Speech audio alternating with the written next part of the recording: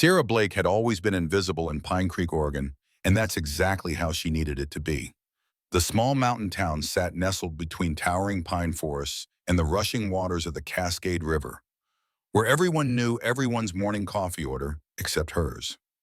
For 8 years, she'd worked the early shift at the Blue Pine Diner, serving pancakes and small-town gossip, with hands that moved with a precision nobody else seemed to notice.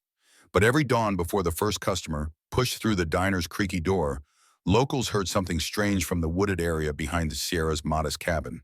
The sound of someone moving through darkness with military precision, practicing routines that had nothing to do with taking breakfast orders. Sierra was 34, but carried herself with the controlled awareness of someone much older and infinitely more dangerous. Her auburn hair was always pulled back in a simple ponytail, and her steel gray eyes held a watchfulness that made even the town's toughest loggers think twice before getting too rowdy in her section.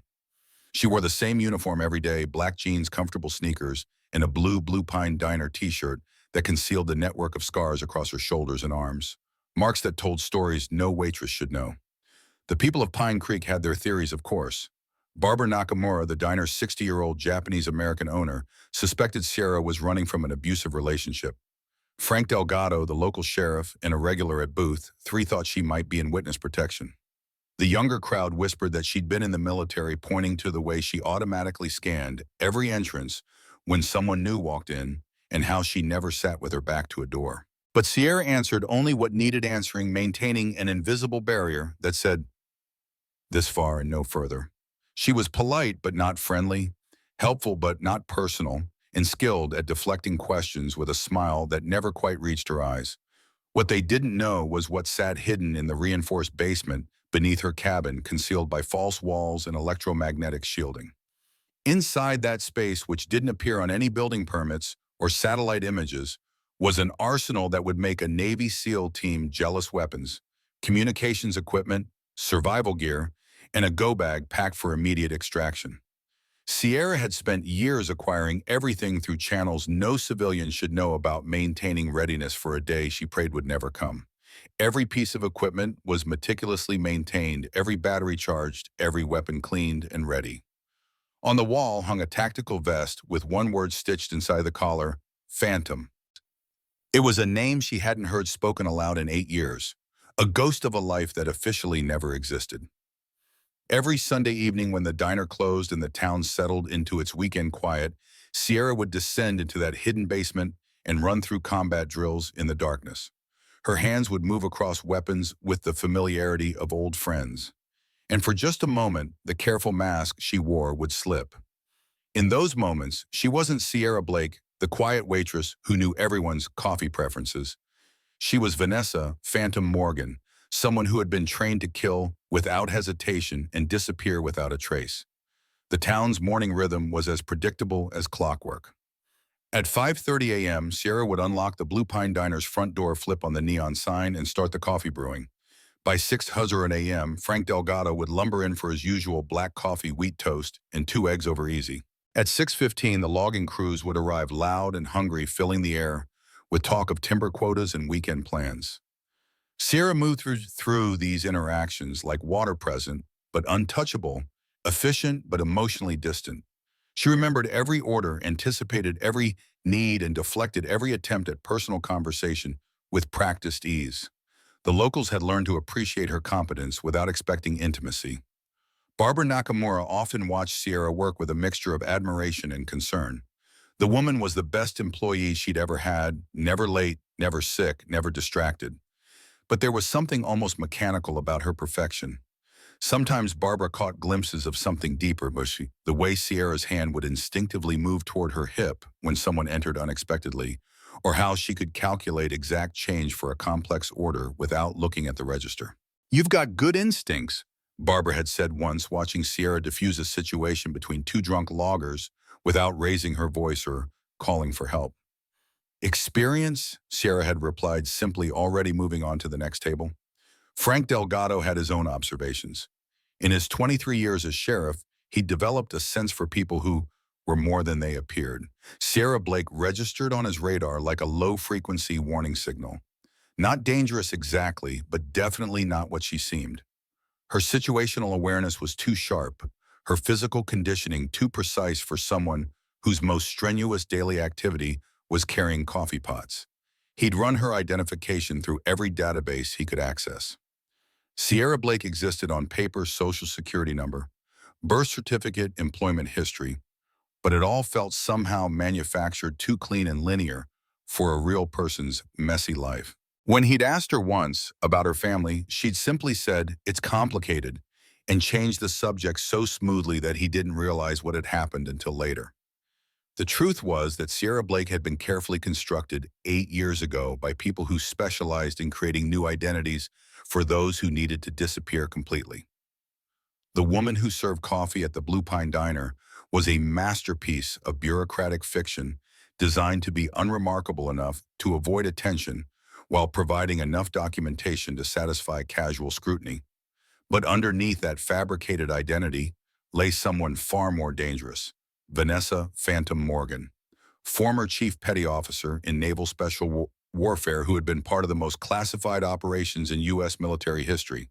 Phantom had been her call sign, earned through an uncanny ability to appear and disappear at will to become whoever the mission required her to be. On this particular Tuesday morning, as storm clouds gathered over the Cascade Mountains, Sierra felt a familiar tension in the air. Not just weather, but something else, the kind of atmospheric pressure that preceded significant change. She'd learned to trust these instincts during her years in special operations, where the difference between paranoia and survival was often measured in milliseconds. As she refilled Frank's coffee cup for the third time, Sierra's trained senses picked up something unusual. The sound of vehicles approaching from the mountain road, not local trucks or logging equipment. These had a different engine signature, heavier, more precise, with the distinctive rhythm of military convoy spacing. Through the diner's front window, she watched 3 black SUVs navigate the winding road into town, moving with the kind of coordination that made her blood run cold. No license plates visible from this distance, but the formations and timing screamed federal operation. Sierra's hand tightened almost imperceptibly on the coffee pot as the vehicles slowed near the town center. After 8 years of perfect invisibility, something had found her. And in her experience, when the past came looking for you in a small mountain town, it usually meant someone was about to die. Behind the diner's counter, hidden beneath the cash register, was a panic button connected to systems that would wipe her basement clean and trigger extraction protocols she'd hoped never to use. Her fingers itched to press it, but years of training held her back. First, she needed to know what they wanted and how much they knew. The storm was moving closer now, thunder rumbling through the mountains like distant artillery. And for the first time in 8 years, Sierra Blake felt the past reaching through the shadows to reclaim her. As the black SUVs disappeared around a bend in the road heading deeper into town, Sierra realized her carefully constructed life in Pine Creek was about to be tested in ways she'd spent nearly a decade trying to avoid. The question was whether Sierra Blake would survive what was coming, or if Vanessa Phantom Morgan would have to wake up and take control once again. The rest of Tuesday morning passed with the deliberate normality that Sierra had perfected over 8 years of hiding in plain sight. She served the logging crews their usual hearty breakfasts, refilled coffee cups with clockwork precision, and exchanged pleasantries about the approaching storm. But beneath the surface, every nerve was alert, every sense attuned to potential threats. Barbara Nakamura emerged from the kitchen at 9:30, wiping flour from her hands on a well-worn apron. "You're jumpy today," she observed, watching Sierra's eyes flick toward the window for the dozenth time in an hour. "Something wrong?" "Just keeping an eye on the weather," Sierra replied smoothly, setting down a plate of bacon and eggs in front of old Tom Morrison, who'd been coming to the Blue Pine every Tuesday for the past 15 years.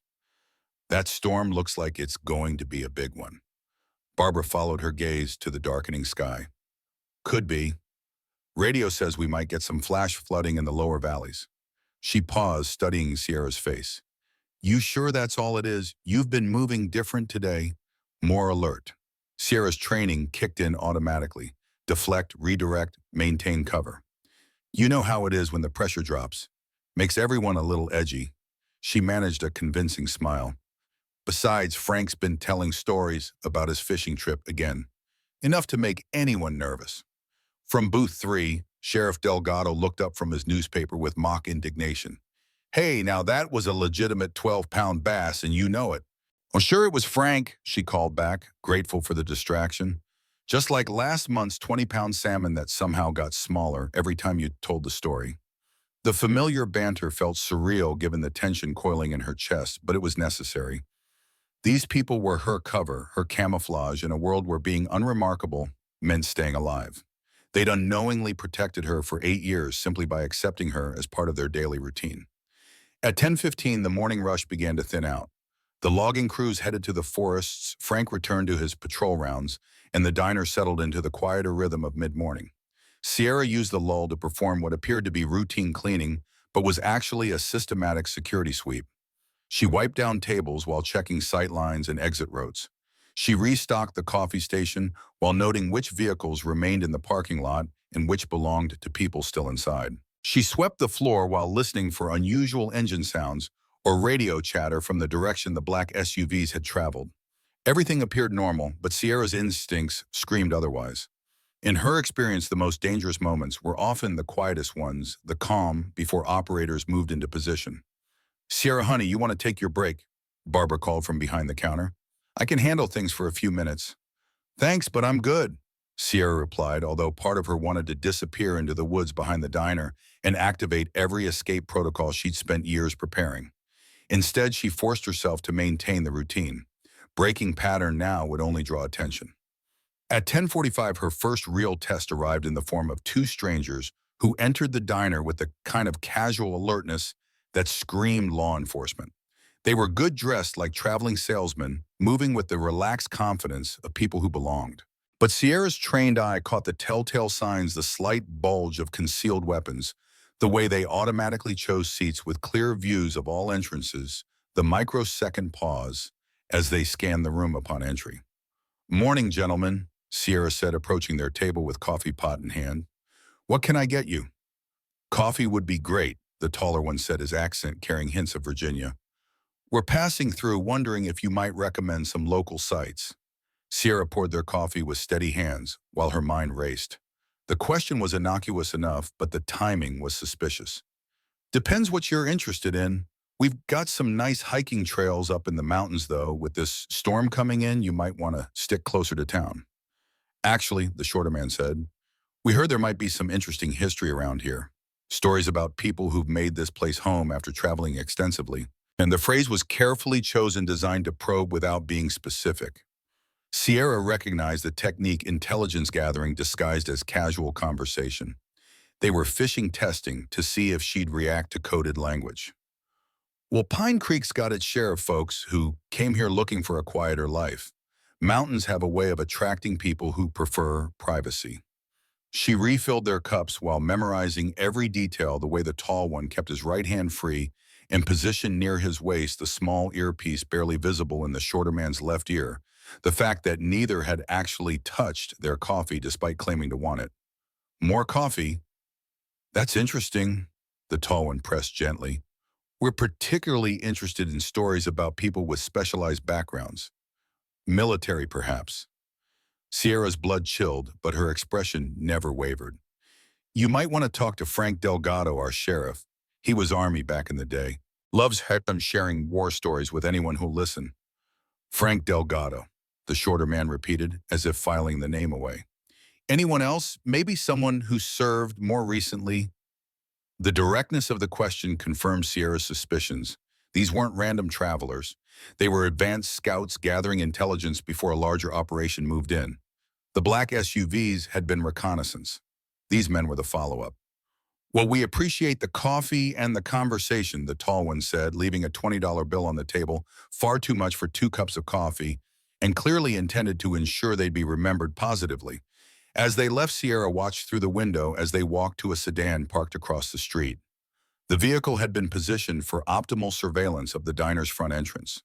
They sat inside for several minutes, making phone calls and taking notes before driving slowly out of town on the same mountain road the SUVs had used. Barbara appeared at Sierra's shoulder. "Strange fellas, didn't drink their coffee." "Probably just nervous about the storm," Sierra said, but her mind was already racing through contingency plans. The scouts would report back. A decision would be made.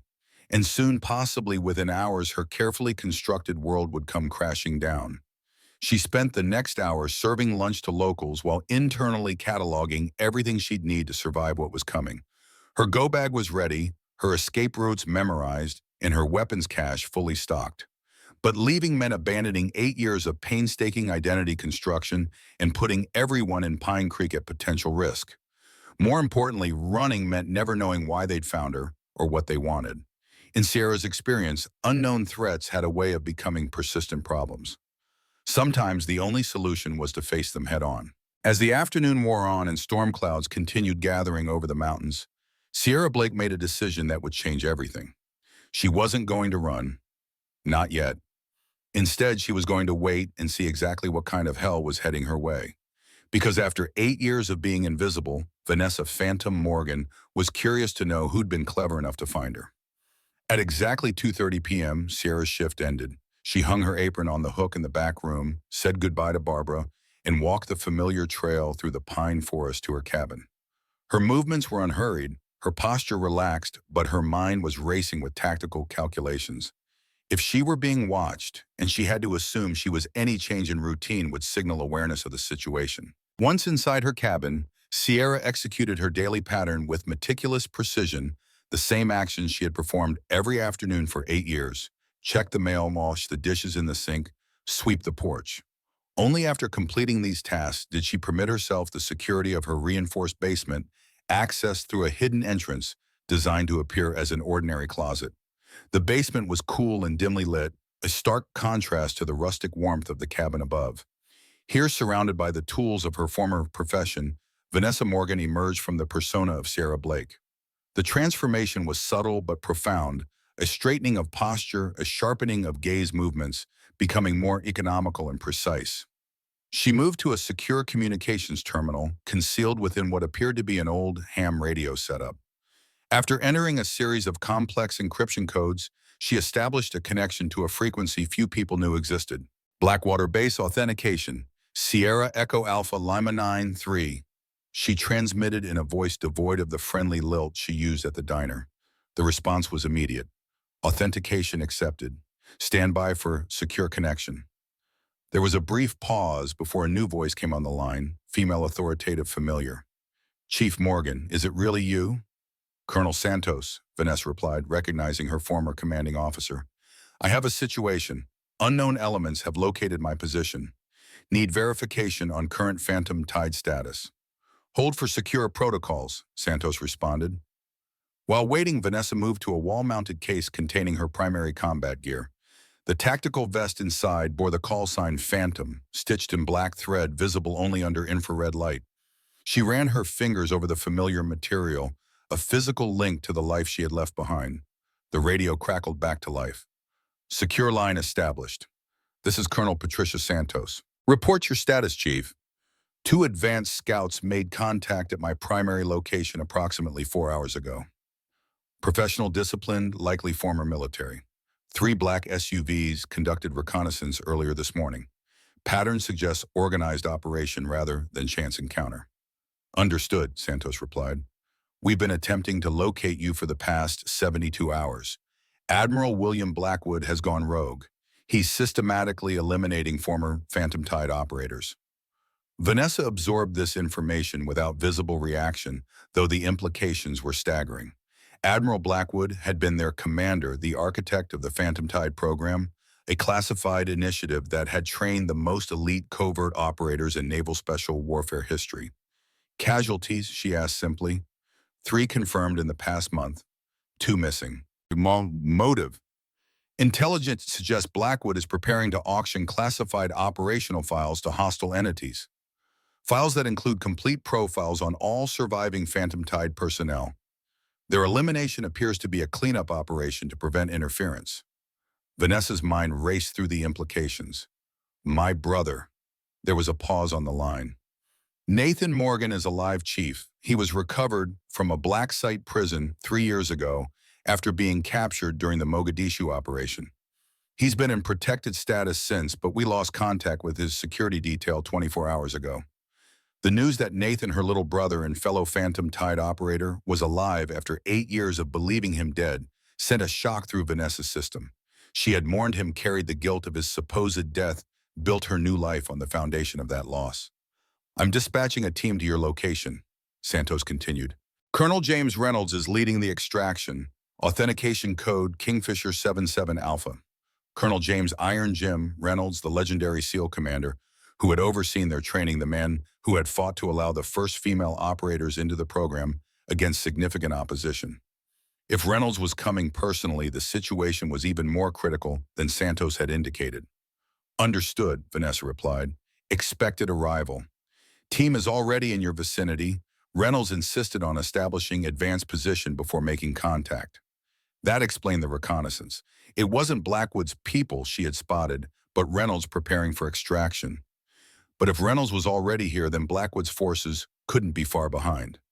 Recommendations, Vanessa asked, already moving to her weapons cache. Prepare for immediate extraction. Reynolds has full operational authority. Trust no one else until you've verified their credentials personally. Acknowledge, Morgan out. Vanessa ended the transmission and immediately began preparations.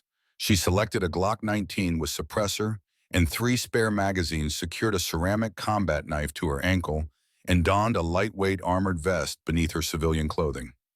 The balance was critical enough equipment to survive a potential engagement, but not so much that she couldn't maintain the appearance of Sarah Blake if necessary. As she worked, her mind processed the tactical situation with cold precision. If Reynolds was already in position, his team would make contact soon. But Blackwood, a man who knew her training, her techniques, her thought patterns, would anticipate this. He would have his own team ready to intercept. The timing would be critical. Reynolds would want to extract her as quickly as possible. Blackwood would want to eliminate her before that happened. And caught between them were the innocent people of Pine Creek, who had no idea they were about to become collateral damage in a shadow war between former comrades. Vanessa checked her watch, 4:17 p.m. The diner would be experiencing its pre-dinner lull. Barbara would be alone or with minimal staff.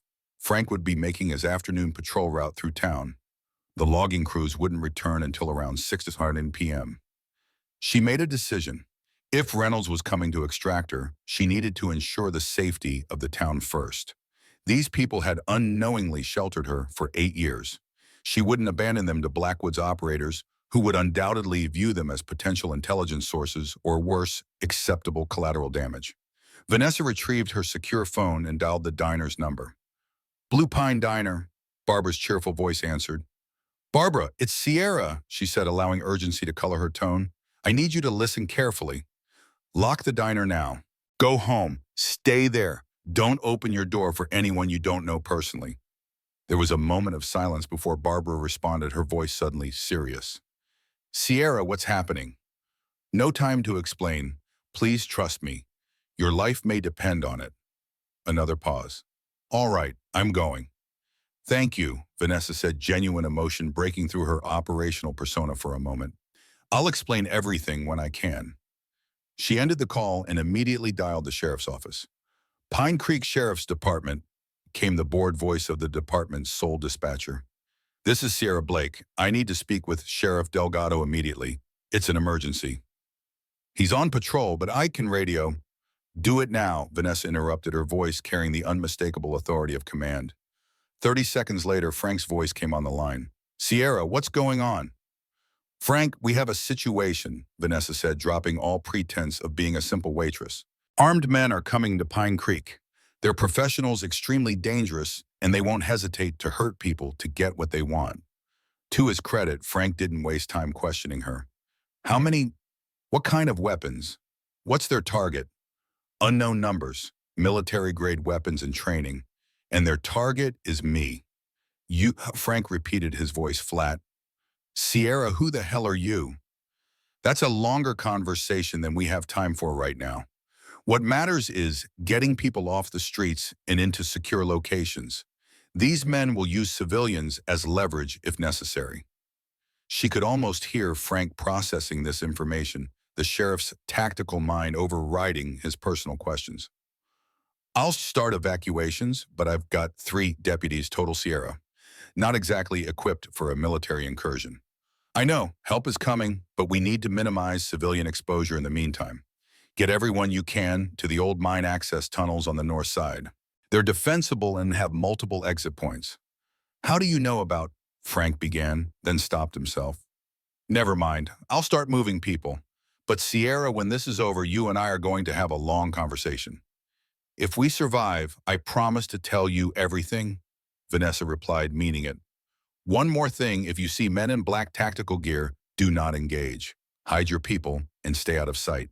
She ended the call and moved to the cabin's front window, scanning the surrounding forest with the practiced eye of someone trained to detect the anomalies that indicated human presence.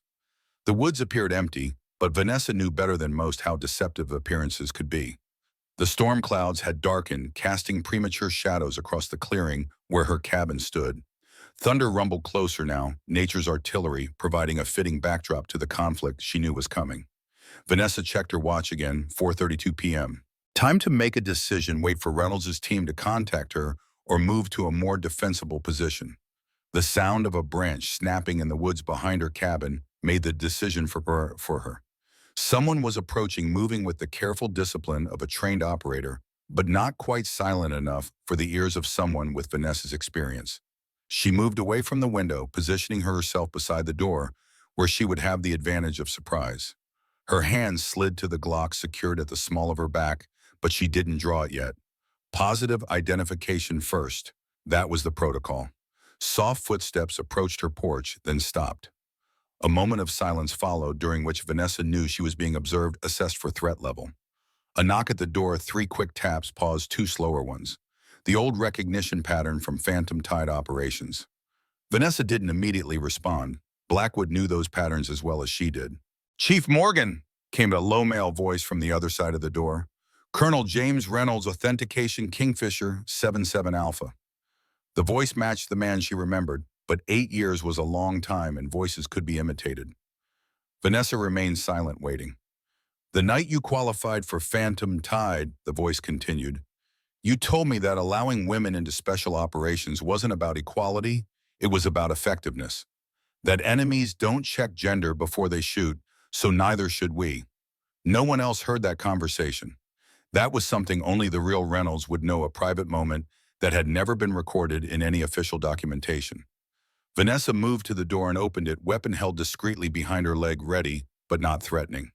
Colonel James Iron Jim Reynolds stood on her porch, his tall frame silhouetted against the darkening sky. At 73, he was still imposing, broad-shouldered, with iron-gray hair cut in military precision, and the kind of physical presence that commanded respect without effort. His eyes, pale blue and sharp as ever, assessed her with professional appreciation. "You haven't lost a step," he said quietly. "Most people would have run at the first sign of trouble." "Most people aren't Phantom Tide," Vanessa replied, stepping back to allow him entry while scanning the tree line behind him. "You alone," Reynolds entered, moving with the deliberate economy of a lifetime operator.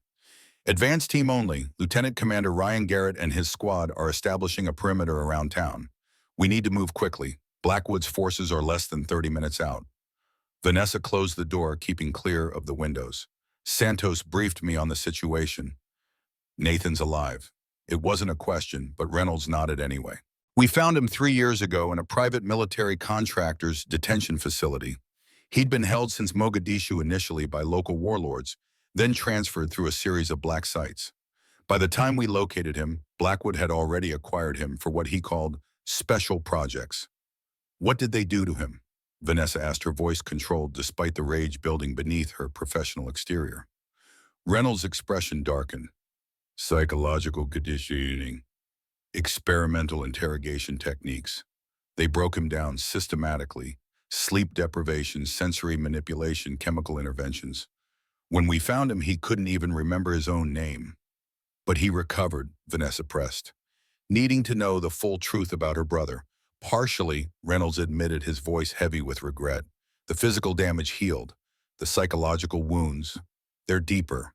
He has periods of clarity, but also episodes where he reverts to conditioned responses." Blackwood designed the programming specifically, deep behavioral triggers that can turn Nathan into a weapon against his own people. Vanessa absorbed this terrible knowledge, her jaw tightening. "Where is he now?" "Aboard Blackwood's yacht, the Cerberus. Intelligence indicates he's being held as a demonstration model for tomorrow night's auction. Blackwood is selling access to Phantom Tide techniques and personnel files to the highest bidder." "Why?" Vanessa asked, the one-word question carrying the weight of betrayal. Blackwood was one of us. He believed in what we were doing. Reynolds sighed, showing his age for the first time. It started after his son died in Mogadishu. Michael was in Phantom Tide. Vanessa hadn't known this critical detail. Special detachment under direct command of his father. The official report listed him as killed in action. The truth was more complicated. Reynolds moved to the window, checking the perimeter as he spoke. Michael discovered evidence that certain officials were profiting from classified operations selling intelligence-compromising missions. When he threatened to expose them, they arranged for him to be eliminated during the Mogadishu extraction. And Blackwood found out. Vanessa realized the pieces falling into place. 2 years ago. By then, the grief had already hardened into something darker. When he discovered the truth, it broke whatever was left of his moral compass. Now he's targeting the system that betrayed his son, selling its secrets to the highest bidder, and eliminating anyone who might stand in his way. Vanessa nodded, understanding at last. Revenge was a motivation she comprehended all too well, but understanding didn't mean forgiveness. "Then we take the yacht," she said simply. Reynolds nodded, unsurprised by her immediate shift to offensive thinking. "That's the plan, but first we need to get you out of here.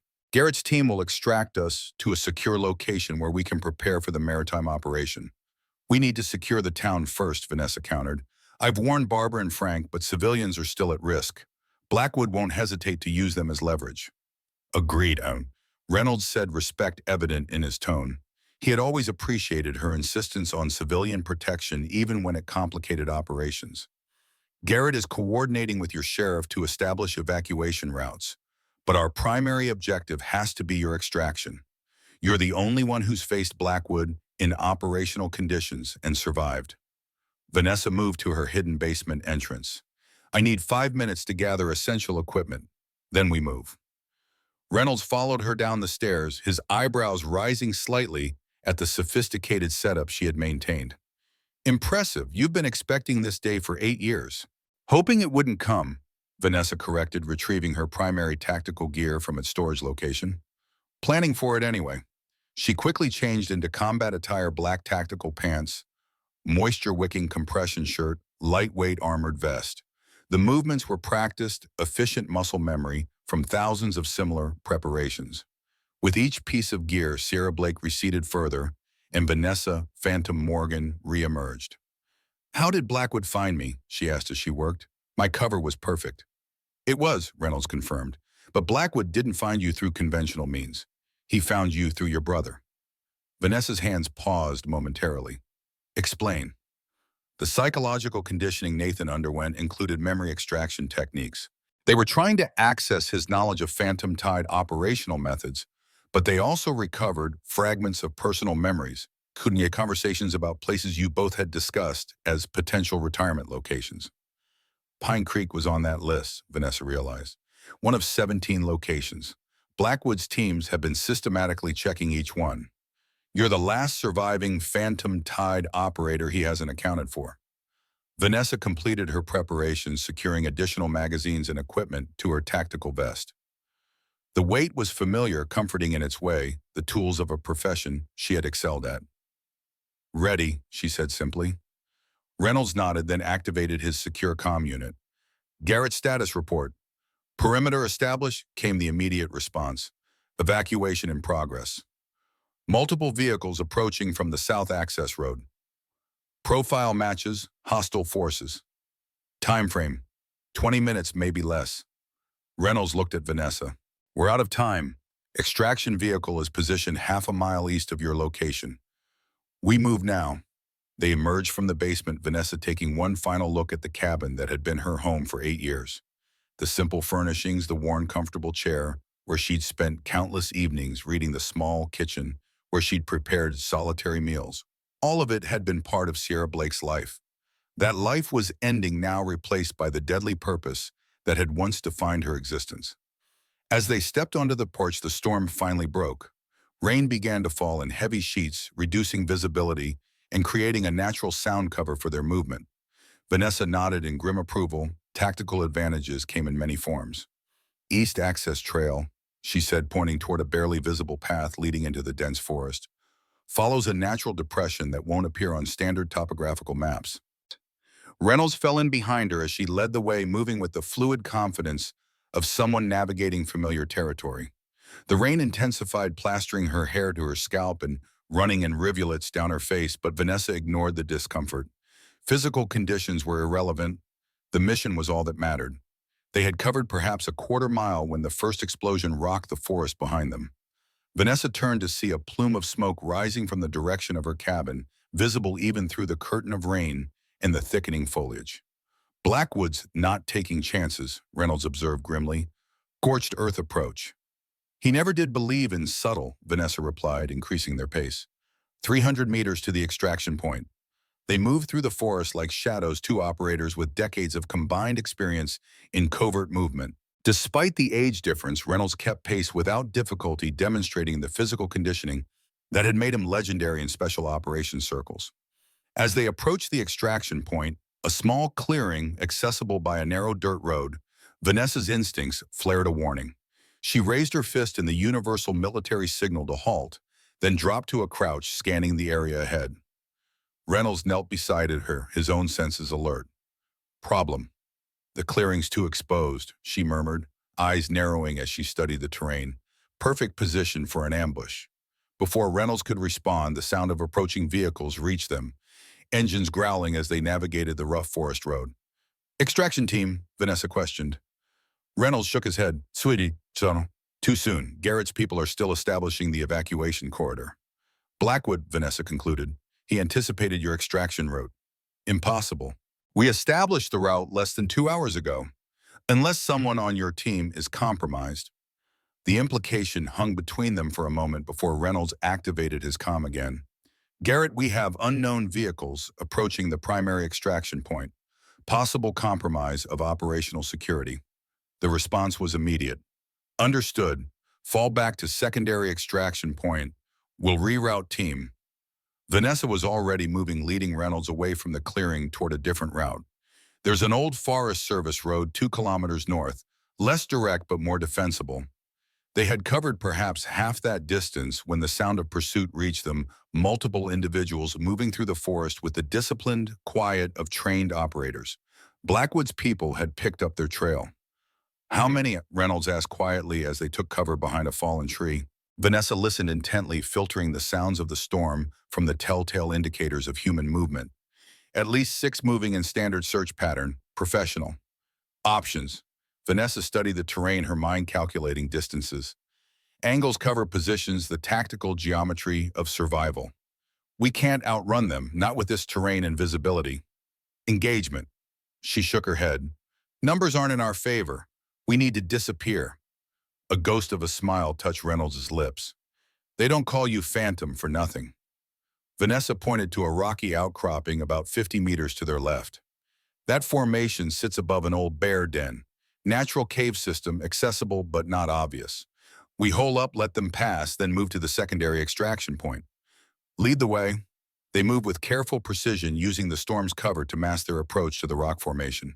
As they reached it, Vanessa located the narrow opening hidden behind a curtain of vegetation and slipped inside, Reynolds following close behind. The cave was damp and cool, extending perhaps 15 feet into the hillside before narrowing into smaller passages. It provided just enough space for 2 people to wait in relative comfort, while offering excellent sound transmission from outside. They would be able to hear anyone approaching long before they were discovered. How long have you known about this place? Reynolds asked as they settled into defensive positions near the entrance. Found it my 2nd month here, Vanessa replied. I've mapped every cave trail and natural formation within a 20-mile radius. Operational security doesn't end when you go off-grid. Reynolds nodded in approval. You always were the most thorough planner in Phantom Tide. It's why your missions had the highest success rate. They fell silent as the sounds of pursuit grew closer. Through the narrow opening, Vanessa could see shadowy figures moving through the forest, disciplined, methodical, sweeping the area with tactical precision. These weren't random mercenaries. They were top-tier operators, likely former special forces recruited by Blackwood for their skills and discretion. One of them paused barely 10 feet from the cave entrance, his attention caught by something on the ground. Vanessa's hand tightened on her weapon, calculating the odds of eliminating him silently before he could alert the others. The man knelt, examining what appeared to be a broken branch. For a moment, it seemed discovery was inevitable. Then his radio crackled a voice calling him to another position where they believed they had found signs of passage. He rose and moved away, disappearing into the rain-soaked forest. Vanessa and Reynolds remained motionless for several more minutes, listening as the search team moved further away, following a false trail that would lead them deeper into the mountains. "They'll realize their mistake eventually," Reynolds said quietly. "By then we'll be gone," Vanessa replied. She activated her own secure comm unit. "Phantom to Kingfisher, do you copy?" Static hissed for a moment before Garrett's voice responded. "Kingfisher here. Status. Primary extraction compromised. We're secure, but need alternate pickup. Coordinates to follow." She transmitted the location of another clearing, one further from their current position, but less likely to be under surveillance. "Acknowledged. Extraction team en route. ETA 40 minutes. Copy that. Be advised hostile forces in the area. Approach with caution." She ended the transmission and turned to Reynolds. "We move in 10 minutes after the search team is fully committed to the false trail." Reynolds studied her face in the dim light of the cave. 8 years as a civilian, and you haven't lost any of your edge." "I was never a civilian," Vanessa replied simply. "Just a ghost pretending to be one." As they waited for the optimal moment to move, Vanessa's thoughts turned to her brother. Nathan had been the reason she joined Naval Special Warfare in the first place, following in his footsteps, determined to prove that gender was irrelevant in the face of skill and determination. They had trained together, served together, become Phantom Tide operators together. His supposed death in Mogadishu had been the catalyst for her decision to disappear. And now he was alive, but in Blackwood's hands, being used as bait and as a demonstration model for the very skills and techniques they had spent years perfecting. Worse, he had been psychologically conditioned, his mind turned into a weapon that could be used against his own people, against her. "We're going to get him back," Reynolds said quietly, reading her expression with the insight of someone who had known her for decades. "Yes," Vanessa agreed, her voice carrying absolute certainty. "And then we're going to end Blackwood." The rain continued to fall as they prepared to move once more, the storm providing cover for two ghosts about to vanish into the wilderness. Behind them, Pine Creek burned, Sierra Blake died, and Vanessa, Phantom Morgan, rose from the ashes, ready to hunt those who had disturbed her hard-won peace. The extraction went as smoothly as could be expected under the circumstances. Despite the weather and the presence of hostile forces, Garrett's team located them at the secondary rendezvous point and transported them to a secure facility 50 miles south of Pine Creek. The converted warehouse on the outskirts of a small industrial park looked abandoned from the outside, but contained state-of-the-art communications equipment, tactical planning resources, and enough supplies to support a small special operations team. As they entered, Vanessa was greeted by the sight of 4 operators in full tactical gear, Garrett's team, she presumed. They moved with the disciplined precision she recognized from her own years of service, but there was a tension in their posture that spoke of recent combat. "Status report," Reynolds demanded as they secured the entrance behind them. Lieutenant Commander Ryan Garrett stepped forward, his expression grim. "Pine Creek is under full containment protocol. Blackwood's forces have established a perimeter and are conducting systematic searches. They're holding civilians as leverage." Vanessa's blood ran cold. "Casualties?" "None reported yet, but they've rounded up at least 20 townspeople for questioning. They're being held at the community center." The implications were clear. Barbara Frank and others who had been part of Sierra Blake's life were now hostages in a war they didn't understand. "Communications," Reynolds asked. "Blackwood's people have established a jamming perimeter. No signals in or out of the town except through their approved channels." Vanessa absorbed this information with the cold calculation of a professional. "Blackwood knows I escaped. He's using the town as bait, expecting me to return for the civilians." "Most likely," Garrett agreed. "It's what I would do in his position." Vanessa studied Garrett more carefully now, mid-40s with the compact build and watchful eyes of a career operator. She had encountered him briefly during her active service, a promising junior officer with a by-the-book approach that had sometimes put him at odds with Phantom Tide's more unorthodox methods. "Your team?" she asked, nodding toward the other operators. "Torres Communications Specialist," Garrett said, indicating a lean Hispanic man currently working at a bank of equipment. "Rivas, my second. Williams Tactical Support." Each man nodded in acknowledgement, their expressions a mixture of professional respect and barely disguised curiosity. Female operators were still rare enough to draw attention, especially one with Vanessa's reputation. We're still waiting on one more dilemma, Garrett continued. Captain Diana Cross from Naval Intelligence. She's bringing the complete file on Blackwood's yacht and security protocols. Timeline, Vanessa asked, already moving toward the tactical planning area. Auction is scheduled for 2100 hours tomorrow night, Reynolds supplied, 30 miles off the California coast in international waters. Vanessa studied the satellite images already displayed on the planning table. The Cerberus was a 300-foot luxury yacht that had been extensively modified for security operations. What appeared to be helipad on the upper deck was actually a disguised missile defense system. The elegant lines concealed reinforced hull plating and weapons emplacements. It wasn't just a yacht, it was a floating fortress. Security assessment, she asked. Garrett joined her at the table. Full-spectrum electronic countermeasures, radar deflection systems, automated defensive weapons, and approximately 40 operators with special forces backgrounds, plus whatever additional security the buyers bring with them. Identified buyers. Intelligence suggests representatives from Chinese military intelligence, a Russian private military contractor, and a Middle Eastern consortium with ties to various non-state actors. Vanessa nodded, already formulating approach vectors and infiltration methods. Access points. Limited, Garrett admitted. Standard entries will be heavily guarded. Air approaches compromised by the defense systems. Maritime insertion faces similar challenges. There's always a way in, Vanessa stated, her eyes never leaving the schematics. Every fortress has vulnerabilities if you know where to look. The facility door opened, admitting a woman in her late 30s carrying a secure tablet and several document cases. Captain Diana Cross moved with the brisk efficiency of an intelligence officer accustomed to working under pressure. Chief Morgan, she said, extending her hand to Vanessa, an honor to meet you. Your reputation in naval special warfare is legendary. Vanessa accepted the handshake briefly. The situation in Pine Creek. Cross didn't waste time with pleasantries, immediately shifting to operational mode. Deteriorating. Blackwood's forces have established a command center at the sheriff's office. They're conducting systematic interrogations of anyone associated with Sierra Blake. Barbara Nakamura and Sheriff Delgado, both in custody, being held with the other civilians at the community center. Vanessa's jaw tightened, the only visible sign of the anger building within her. These people had been part of her life for 8 years.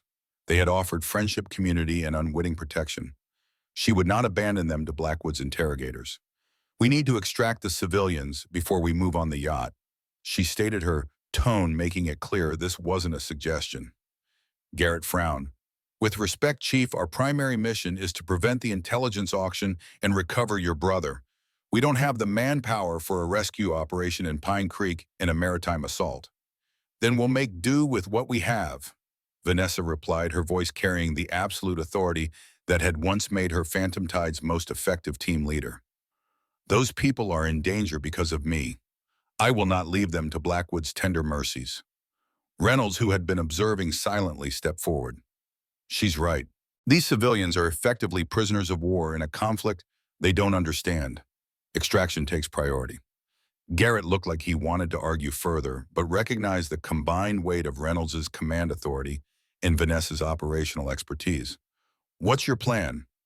Vanessa turned back to the tactical display, her mind already formulating a strategy. We need current intelligence on the community center, guard patterns, access points, civilian locations. I can provide that, Cross said, pulling up satellite imagery on her tablet. We've maintained overhead surveillance since Blackwood's forces moved in. The community center is being guarded by approximately 12 operators working in rotating shifts. 2-man teams at each entrance, roving patrols every 5 minutes in what appears to be a sniper position on the water tower with overwatch of the main approach. Vanessa studied the images, noting defensive positions, blind spots, and potential infiltration routes. There's a drainage culvert that runs behind the center, connects to a maintenance access tunnel under the building. I helped design the town's drainage system renovation 3 years ago. That tunnel doesn't appear on any official plans. Reynolds raised an eyebrow. Always planning ahead. Paranoia keeps you alive, Vanessa replied simply. We can access the center through the utility room in the southeast corner, neutralize the interior guards, and extract the civilians through the same route. And the exterior security, Garrett questioned. We create a diversion, Vanessa said, pointing to the north end of town. something substantial enough to draw their quick reaction force away from the community center. What kind of diversion? Williams asked, speaking for the first time. The kind that makes Blackwood think he's winning, Vanessa replied, a dangerous smile touching her lips. We leak information suggesting I'm attempting to recover equipment from my cabin. Make it convincing enough that he commits significant resources to the North Sector. Garrett nodded slowly, beginning to see the shape of her plan. While they are focused on capturing you, we hit the community center from an unexpected direction. Exactly, minimal force, maximum precision. We extract the civilians to the old mine access tunnels on the North Ridge defensible position, multiple exit routes, sufficient supplies to maintain them until the situation is resolved. And then the yacht, Reynolds confirmed. And then the yacht, Vanessa agreed. We'll need specialized maritime insertion equipment, underwater approach gear. Already arranged, Cross interjected. We have a modified fishing vessel waiting at a private dock near Astoria. Full tactical loadout on board, including rebreathers and underwater propulsion devices. Vanessa nodded in approval. Timeline, Reynolds checked his watch. If we move on Pine Creek tonight, extract the civilians by dawn, we can be in position off the California coast by tomorrow afternoon. That gives us several hours to prepare for the yacht infiltration before the auction begins at 2100. It's tight but workable, Vanessa concluded. Garrett, I need your team prepared for split operations. You and Reeves will support me on the community center extraction. Torres remains here to coordinate communications. Williams prepares the maritime equipment for immediate departure once we return with the civilians. Garrett seemed momentarily taken aback by her immediate assumption of command, but recovered quickly. Understood. Cross, I need everything you have on the yacht's security systems, particularly the water access points. Loading bays, maintenance hatches, anything that might provide entry with minimal detection risk. Working on it now, Cross confirmed, already pulling up additional files. Reynolds, you'll coordinate the overall operation and prepare the diversion. The older man nodded, a hint of pride in his expression as he watched his former protege take control of a complex tactical situation with the same efficiency that had once made her Phantom Tide's most valuable asset. As the team dispersed to their assigned tasks, Vanessa allowed herself a moment of private reflection. 8 years ago, she had walked away from this life, the planning, the precision, the calculated violence of special operations. She had buried Vanessa Morgan beneath the carefully constructed persona of Sierra Blake, seeking peace in anonymity. Now, as she studied approach vectors and weapons loadouts, she realized a truth she had been avoiding for 8 years. This was who she was. Not Sierra Blake, the quiet waitress. Not even Chief Petty Officer Morgan, the decorated naval operator. She was Phantom, the ghost who moved through shadows, who appeared where least expected and vanished when the mission was complete. Blackwood had awakened something he would soon regret. Vanessa Phantom Morgan was going hunting, and her former commander was the prey. Night had fallen by the time their preparations were complete. The storm that had begun over Pine Creek had intensified, sheets of rain reducing visibility and creating ideal conditions for covert operations. Vanessa stood by the facility's rear entrance, conducting a final equipment check before departure. Her tactical gear was minimal but specialized, designed for stealth operations rather than direct combat. A lightweight ballistic vest beneath a black waterproof shell. The Glock 19 with suppressor at her hip. A compact H&K MP7 personal defense weapon slung across her back. Ceramic combat knife secured to her thigh. Communications gear tested and encrypted. Night vision goggles positioned on her forehead, ready to be lowered when needed. Reynolds approached similarly equipped, though, with concessions to his age, a lightweight tactical vest rather than the heavier armor younger operators might choose. Despite being in his 70s, he moved with the fluid confidence of someone who had kept themselves in peak condition. Just like old times, he observed quietly. Not quite, Vanessa replied. Last time we ran an operation together, you were giving the orders. You were always meant for command, Reynolds said. Even as a trainee, you thought 3 moves ahead of everyone else. It's why I fought so hard to get you into Phantom Tide despite the resistance to female operators. Is that why Blackwood hates me so much, because I proved his objections wrong?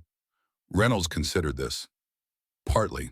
But I think it's more that you remind him of what he once was committed to the mission, not personal gain. Your success is a mirror reflecting his failure. Vanessa absorbed this insight without comment, completing her equipment check with practiced efficiency. Garrett joined them, his team assembled and ready behind him. Vehicles are prepared, he reported.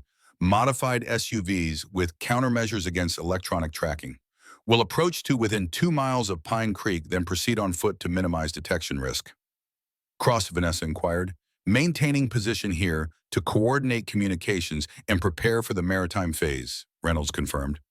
Williams is already en route to the fishing vessel with the underwater insertion gear. Vanessa nodded, satisfied with the arrangements. Final briefing, she announced, gathering the team around her. Our objective is extraction of civilian hostages from the Pine Creek Community Center. This is a precision operation, minimal force, maximum speed. These people are not combatants. They're innocents, caught in a war they don't understand. She pulled up a schematic of the community center on a tactical display. Entry point is here through the drainage access tunnel. Reynolds will initiate the diversion at the north end of town at precisely 0100 hours. When Blackwood's quick reaction force responds, we enter through the utility room, neutralize interior security, and extract the civilians through the same route. Estimated timeline from entry to extraction, 12 minutes. Rules of engagement, Garrett asked. Non-lethal whenever possible, Vanessa replied. These are former Special Forces operators following orders. Many probably don't know the full scope of Blackwood's operation.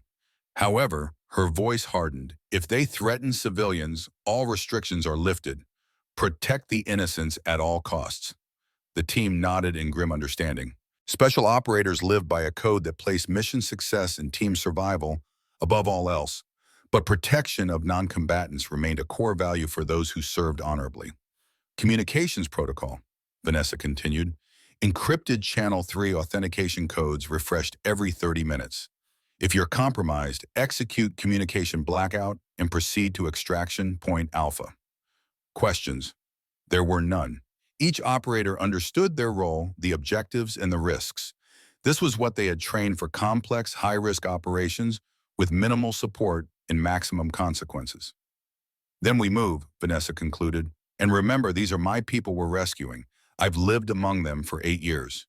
They protected me without knowing what they were protecting. We bring them home safe. The team moved out, boarding the modified SUVs for the first phase of their approach. As they drove through the storm-lashed night, Vanessa found herself thinking of Barbara Nakamura, the woman who had given her employment, friendship, and a place in a community when she had been a stranger with a mysterious past. Of Sheriff Frank Delgado, who had respected her privacy while maintaining a watchful but discreet eye on her activities.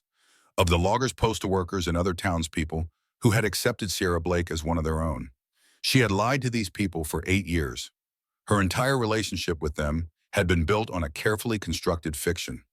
Yet their danger now was real, a consequence of choices made long before she had arrived in Pine Creek.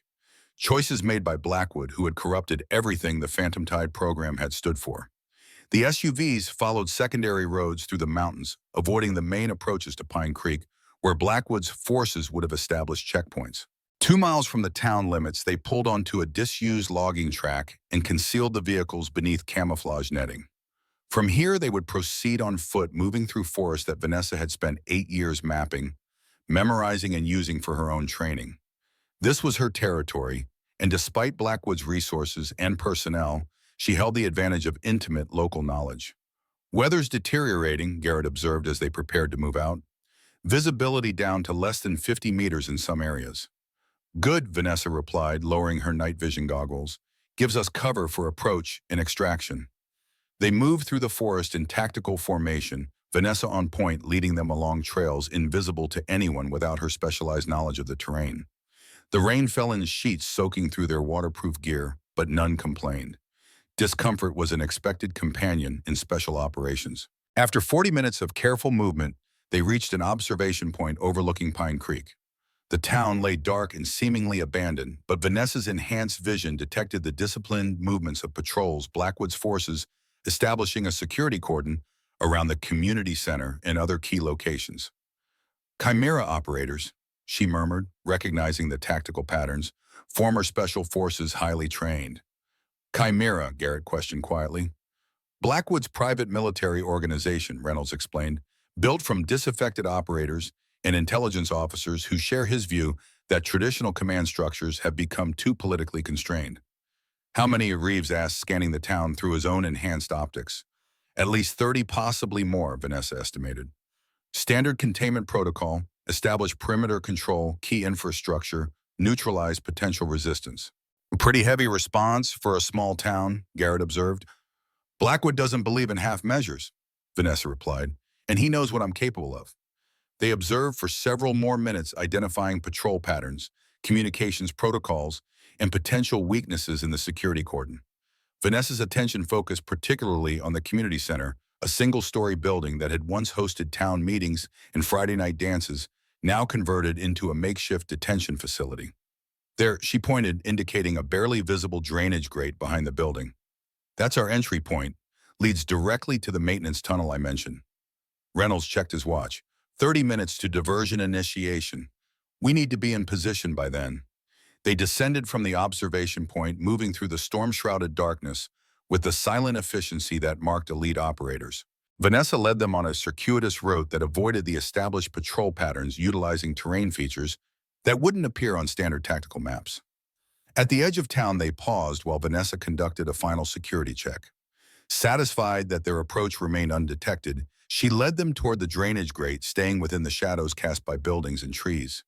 The grate itself was partially concealed by overgrown vegetation, a design feature Vanessa had deliberately incorporated when overseeing the drainage system renovation. She removed it with practiced ease, revealing a concrete tunnel large enough for a person to navigate in a crouch. I'll take point, she said, slipping into the darkness with smooth efficiency. Garrett, you're second. Reeves, rear security. The tunnel was damp and confined, requiring them to move in a hunched position that would quickly become uncomfortable for anyone not accustomed to such conditions. Vanessa navigated with the confidence of familiarity, counting junctions and turns from memory until they reached a vertical access shaft with a metal ladder leading upward. Utility room access, she whispered, pointing upward. According to the schematics, there should be a maintenance hatch at the top. She ascended first, moving with careful precision to minimize sound. At the top, she found the hatch exactly where expected and paused to listen for movement beyond. Hearing nothing, she gently tested the hatch, locked as anticipated. From a pouch on her tactical vest, Vanessa retrieved a compact set of specialized tools designed for covert entry. With deft movements that spoke of extensive training, she bypassed the lock mechanism and carefully eased the hatch open just enough to perform a visual inspection of the space beyond. The utility room was dark and cluttered with maintenance equipment and cleaning supplies. Most importantly, it was empty of personnel. Vanessa opened the hatch fully and emerged into the small space weapon, ready, scanning for threats. Garrett followed, then Reeves, each moving with the disciplined quiet of experienced operators. Reynolds' voice came through their comm units, barely a whisper in their earpieces. Diversion team in position. 5 minutes to initiation. Copy, Vanessa replied softly. Extraction team in position at entry point Alpha. She pressed her ear against the utility room door, listening intently to the sounds beyond. Muffled voices reached her, the murmur of frightened civilians, interspersed with the occasional sharp command from their captors. Using hand signals, she communicated what she was hearing to her team. Garrett and Reeves positioned themselves accordingly, preparing for the moment when they would need to move from concealment into action. Diversion initiating in 3, 2, 1 mark, Reynolds' voice announced. Seconds later, multiple explosions rocked the northern end of Pine Creek. The carefully placed charges, powerful enough to create impressive noise and light, but positioned to avoid structural damage to buildings, achieved exactly the effect Vanessa had anticipated. Through the door, she could hear the sudden commotion as Blackwood's forces responded to the apparent attack. QRF deploying, Reynolds confirmed through the comm. At least 15 operators moving to investigate. Vanessa waited, counting silently, giving the quick reaction force time to fully commit to the northern sector before making her move. Timing would be critical. Too soon, and they might encounter reinforcements. Too late, and Blackwood's commanders might recognize the diversion for what it was. After precisely 45 seconds, she eased the utility room door open just enough to get a clear view of the main hall. What she saw confirmed her intelligence. Approximately 20 civilians seated on the floor, hands zip-tied behind them, guarded by 4 Chimera operators. Barbara Nakamura and Sheriff Delgado were among them, both showing signs of rough handling, but otherwise unharmed. At the far end of the room, a man Vanessa recognized as Colonel Marcus Reed Blackwood's second-in-command was interrogating one of the loggers who frequented the diner. "Where is she?" Reed demanded, his voice carrying clearly across the quiet room. "I told you she's just a waitress," the logger insisted. "We don't know anything about her personal life." Reed backhanded the man with casual brutality. "Sierra Blake is not a waitress. She is a highly trained military operative, and anyone harboring her is committing treason." Vanessa's jaw tightened as she assessed the tactical situation. 4 armed hostiles, multiple civilians, limited cover. The odds weren't ideal, but she had operated under worse conditions. She turned to Garrett and Reeves, communicating their plan with hand signals, a language all special operators understood perfectly. They nodded in acknowledgement, positioning themselves to cover different sectors of the room once they made their move. "Reynolds," Vanessa whispered into her comm, "prepare for Phase 3 on my mark." "Ready," came the immediate response. From her tactical vest, Vanessa removed 2 specialized grenades flashbangs, modified to maximize disorientation, while minimizing the risk of permanent damage to civilians. 3, 2, 1, mark. She pushed the door open just enough to roll the grenades into the hall, then pulled back as Garrett and Reeves covered their ears and closed their eyes. The world erupted into blinding light and disorienting sound. Before the echoes had faded, Vanessa was moving, flowing into the room like smoke weapon raised. The first Chimera operator went down before he could recover a precision shot to his shoulder, neutralizing him without killing. Garrett emerged behind her, taking down a second operator with similar efficiency. Vanessa moved toward the third, who had managed to partially shield his eyes and was raising his weapon. She closed the distance in 3 fluid steps, the barrel of her MP7 striking his solar plexus before the stock connected with his jaw. He collapsed without firing a shot. At the far end of the room, Reed recovered faster than his men, already bringing his weapon to bear on the nearest civilian, Barbara. Vanessa's rifle came up with inhuman speed, but she held her fire, recognizing the hostage situation developing. "Drop it," Reed commanded, his pistol pressed against Barbara's temple, "or the old lady dies first." Vanessa's expression didn't change as she seemed to comply, lowering her weapon slightly. Reed smiled in triumph, not recognizing his mistake until it was too late. The momentary shift in Vanessa's stance wasn't hesitation, it was calculation. Her left hand had already released her rifle, dropping to the throwing knife concealed at her thigh. With a motion too fast for an untrained eye to follow, the knife left her hand and buried itself in Reed's right shoulder, causing his arm to spasm and his weapon to discharge harmlessly into the ceiling. Before he could recover, Vanessa was across the room, her primary weapon abandoned as she closed with Reed in hand-to-hand combat. What followed was a brutal demonstration of why she had been considered one of the most lethal close-quarter specialists in naval special warfare. Reed was no amateur. His movements showed years of training, but he was outmatched from the moment Vanessa engaged. She fought with fluid precision, each strike targeting nerve centers and pressure points with scientific accuracy. Within seconds, Reed was on the ground, immobilized but conscious. "Clear," Vanessa announced, scanning the room, or additional threats as Garrett secured the downed operators. "Sierra," Barbara's voice was shocked, confused, as she stared at the woman she thought she had known for 8 years. "It's complicated," Vanessa replied, moving to cut the zip ties binding Barbara's wrists. "And we don't have time for explanations right now." Outside, the sounds of gunfire indicated that Reynolds' diversionary team had engaged Chimera's forces, drawing attention away from the community center. "Garrett, get the civilians moving through the tunnel," Vanessa ordered. "I need 5 minutes with Colonel Reed." Garrett nodded, understanding what wasn't being said. Intelligence gathering often required methods that weren't in any official manual. As the civilians were quickly organized and led toward the utility room, Vanessa knelt beside Reed, her expression coldly professional. "You have one opportunity to provide actionable intelligence," she informed him. "Leverage it wisely."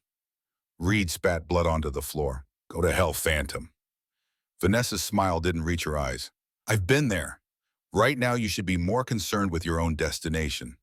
She pressed her thumb precisely into the nerve junction where his shoulder met his neck, causing him to gasp in pain. "Blackwood's yacht, security details, access points. You have 30 seconds before I get creative." Something in her voice, the absolute certainty of someone who had done terrible things in service to her country, convinced Reed that resistance was futile. Electronic countermeasures, full spectrum, jamming, Automated defensive systems? He gasped between waves of pain. Loading bay on the starboard side. For water equipment. Minimal security. Vanessa absorbed the information with professional detachment. Blackwood's plans for Nathan Morgan. Demonstration subject. For the auction, proving the value of the intelligence package. But, Reed hesitated. Vanessa increased the pressure slightly. But what? He's been conditioned. Embedded triggers can be activated remotely. Blackwood calls it the Lazarus Protocol. A chill ran down Vanessa's spine. Explain. Verbal commands, specific phrases, turn him into a weapon. That's the real demonstration, showing how phantom tide operators can be reprogrammed. This was worse than Vanessa had anticipated. Not only was Nathan a prisoner, but he had been turned into a potential threat, a weapon that could be activated against his own allies, against her. The trigger phrase, she demanded. Reed's eyes flickered with something like regret. Different for each target. For you, it's Sierra Blake is dead. Vanessa absorbed this critical intelligence, her mind already formulating countermeasures. The buyers, 3 major players, Chinese military intelligence, Russian private military contractor, Middle Eastern consortium. Vanessa nodded once, having confirmed what they had already suspected. The auction timeline. Tomorrow night, 2100 hours. Thank you for your cooperation, Vanessa said coldly before delivering a precise strike to a pressure point that rendered Reed unconscious. She rejoined Garrett at the utility room where the last of the civilians were being guided into the tunnel. Did you get what you needed? He asked. Enough, Vanessa confirmed. Let's move. As they prepared to follow the civilians into the tunnel, Sheriff Delgado approached Vanessa, his expression a mixture of confusion and dawning understanding. 8 years, he said quietly. I always knew there was more to you, but this. He gestured to the unconscious Chimera operators, the military equipment Vanessa's transformed demeanor. I'm sorry for the deception, Frank, Vanessa replied. It was necessary. Delgado nodded slowly. You're not coming back, are you? No, Vanessa admitted. Sierra Blake's life ended tonight. Then whoever you really are, Delgado said, extending his hand, it was an honor to know part of you. Vanessa took his hand, the gesture strangely formal after years of casual interaction. Take care of them, Sheriff, especially Barbara. Count on it. With that final connection to her life, as Sierra Blake severed, Vanessa Morgan descended into the darkness of the tunnel, leaving behind the peace she had found and embracing the war that awaited her. 24 hours later, Vanessa stood on the deck of a modified fishing vessel 30 miles off the California coast. The night was clear, stars reflecting off the black water as she studied the distant lights of Blackwood's yacht through high-powered binoculars. The Cerberus, Reynolds said, joining her at the rail. 300 feet of armored luxury with enough defensive capabilities to repel a small naval force. Impressive, Vanessa acknowledged, but every fortress has vulnerabilities if you know where to look. The past day had been a whirlwind of preparation. After evacuating the civilians to a secure location in the old mine access tunnels, where Delgado and his deputies would protect them, the team had traveled south by military transport arranged through Colonel Santos's network. The fishing vessel, actually a highly modified craft designed for covert operations, had been waiting at a private dock with all the equipment they would need. Captain Diana Cross approached with a tablet displaying satellite images of the yacht. Latest intel confirms increased activity consistent with preparation for the auction. Helicopter traffic has doubled in the past 6 hours, with identified representatives from at least 5 hostile entities arriving. Vanessa studied the images with professional detachment. Security posture, full defensive complement, Cross reported. Electronic countermeasures, radar deflection systems, armed patrols, and what appears to be automated defensive systems. This isn't just a yacht. It's a floating weapons platform. Garrett joined them, examining the images. Conventional approach would be suicide. Then we don't use conventional means, Vanessa replied, her mind already formulating a plan. What about underwater access? Cross zoomed in on an area near the waterline. There are loading bays for water sports equipment, jet skis, diving gear, tender boats. Likely guarded, but not as heavily as the main deck access points. They'll be expecting threats from above or from conventional approach vectors, Vanessa observed. They won't be watching for someone to swim up from below. Swim? Williams asked incredulously, having joined the conversation. In open ocean at night, that's suicide. That's why they won't be watching for it, Vanessa replied calmly. She turned to Reynolds. What diving equipment do we have on board? Full tactical diving gear, Reynolds confirmed. Rebreathers, thermal protection, underwater propulsion devices, the works. Vanessa nodded, decision made. I'll approach underwater while you create a diversion with the fishing vessel. Once I'm aboard, I'll neutralize the immediate threats and secure an insertion point for the rest of the team. Alone, Garrett questioned. That's a high-risk approach. High risk is my specialty. Besides, I have an advantage. I know how Blackwood thinks. I know how he trains his people. And most importantly, I know what he expects me to do. There's something else you should know, Reynolds said, his expression grave.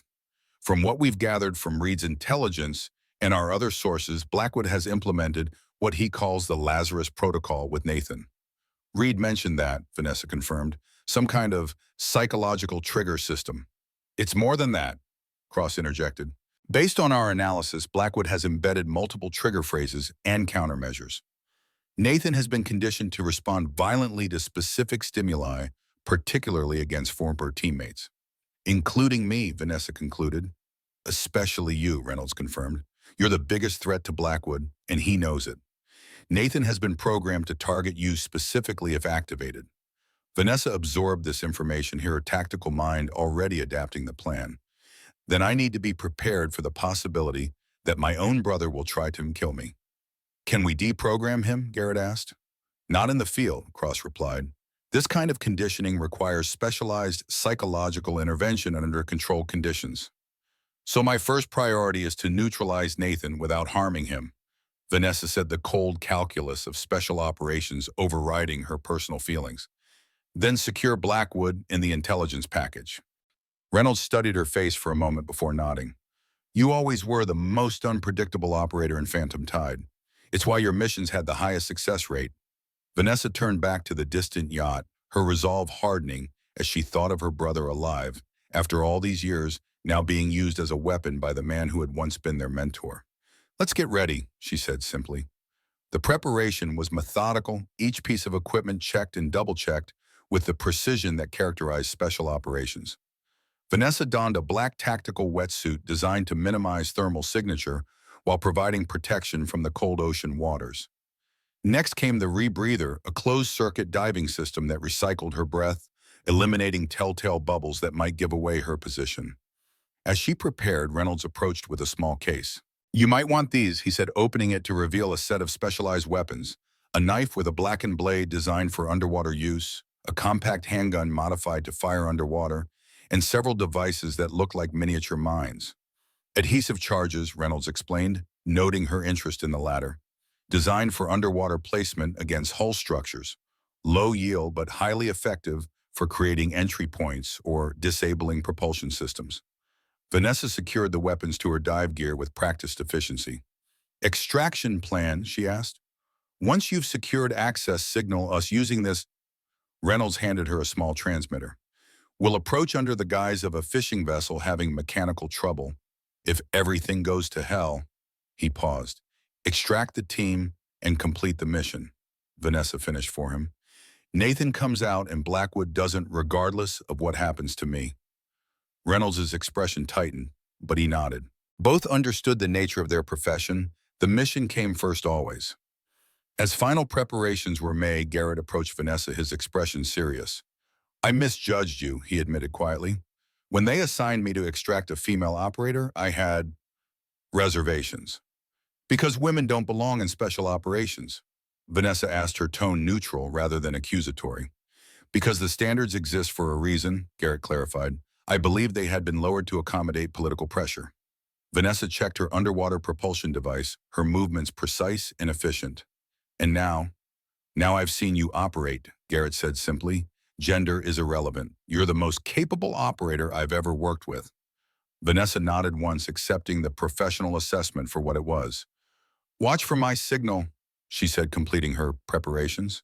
At the stern of the fishing vessel, Vanessa performed one final equipment check before lowering herself into the dark water.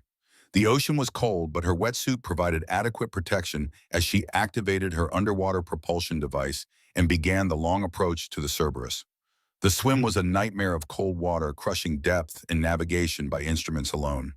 Vanessa moved through the darkness with the fluid grace that had earned her the call sign Phantom, her senses attuned to the environment and the approaching target.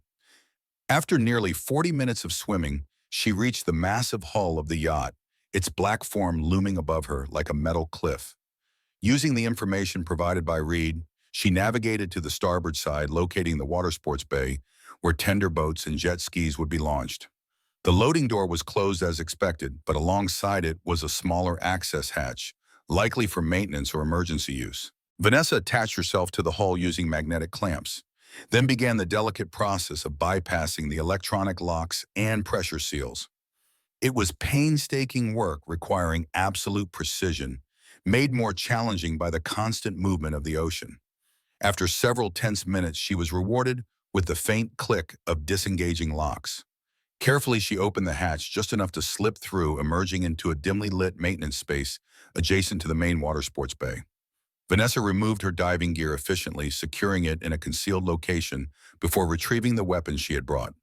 Beneath her wetsuit, she wore a close-fitting tactical outfit that allowed maximum mobility while providing essential protection. Moving with absolute silence, she navigated through the yacht's lower levels, avoiding the crew quarters and main passageways where patrols would be concentrated. Her years of experience in infiltration guided her movements as she made her way toward the central areas of the vessel where the auction would be taking place. The first sign that she was approaching her objective came in the form of voices.